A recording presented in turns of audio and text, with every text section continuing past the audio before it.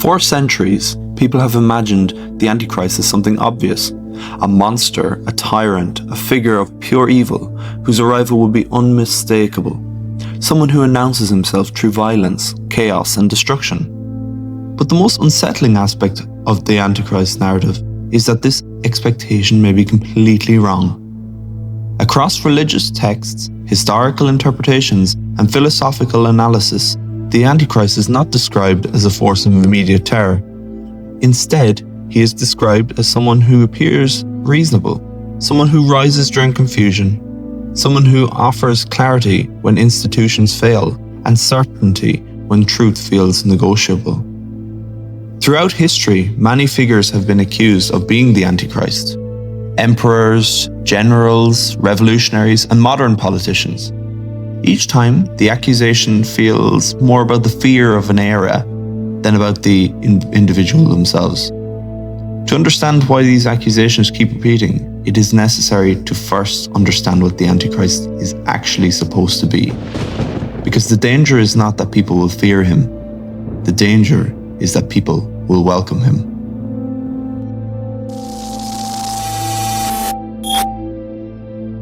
The term Antichrist first appears not in apocalyptic visions, but in warning letters.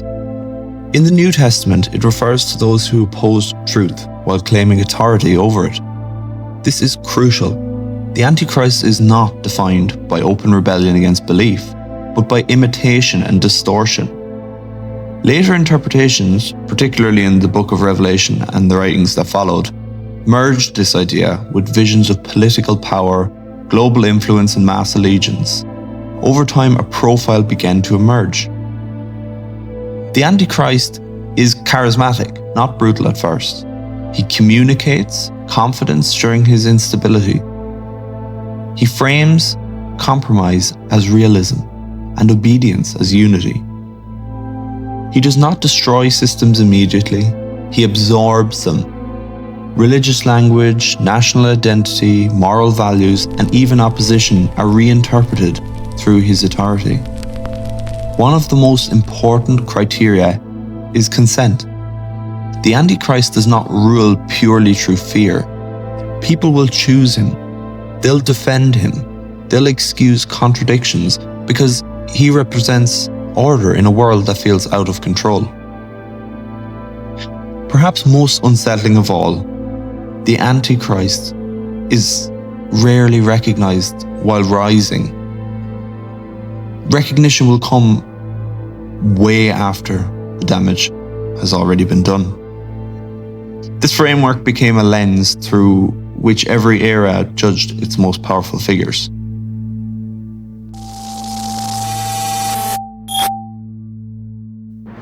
For early Christians, the Antichrist was not a future threat. He was already ruling them. The Roman Emperor Nero became one of the earliest figures associated with the Antichrist. He demanded absolute loyalty, persecuted believers, and positioned himself as a godlike authority within his empire.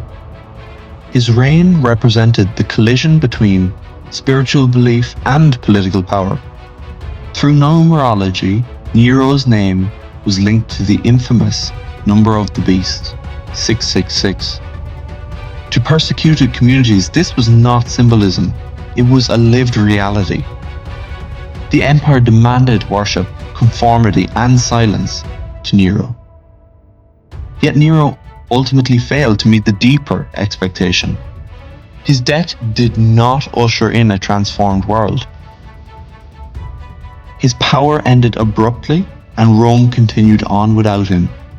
Fear remained, of course, but allegiance did not evolve into lasting devotion. This distinction matters. The Antichrist was not merely meant to persecute, but to redefine the reality of the world itself.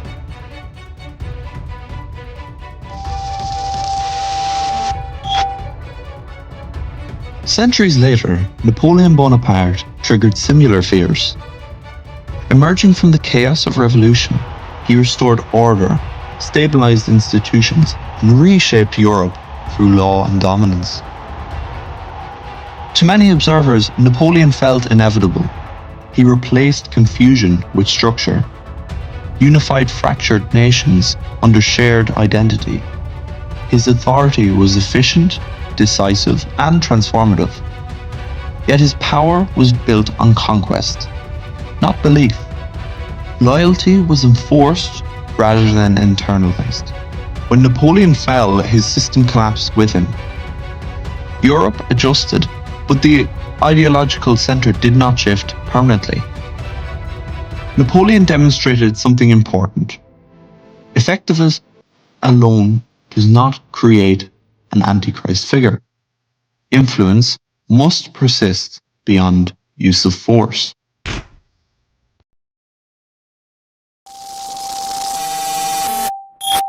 Adolf Hitler is often considered the most convincing historical candidate, and for very disturbing reasons. He rose during economic collapse, exploited national humiliation after World War I, and offered a narrative of restoration that resonated deeply with millions. His power relied heavily on belief. Symbols, rituals, mass gatherings, and emotional language transformed politics into something resembling religion. Loyalty became moral duty, doubt became betrayal. For a time, Hitler appeared to fulfill nearly every criteria: charisma, devotion, ideological transformation, and moral compromise justified as a necessity. But there was a failure that could not be overcome. Hitler's ideology demanded exclusion. His vision required enemies. Rather than unifying humanity, he polarized it violently. Resistance formed quickly and globally. The Antichrist, according to most interpretations, is not rejected while rising. He's embraced far more widely than he is opposed. Hitler's recognition as evil arrived before his influence could reshape the world permanently.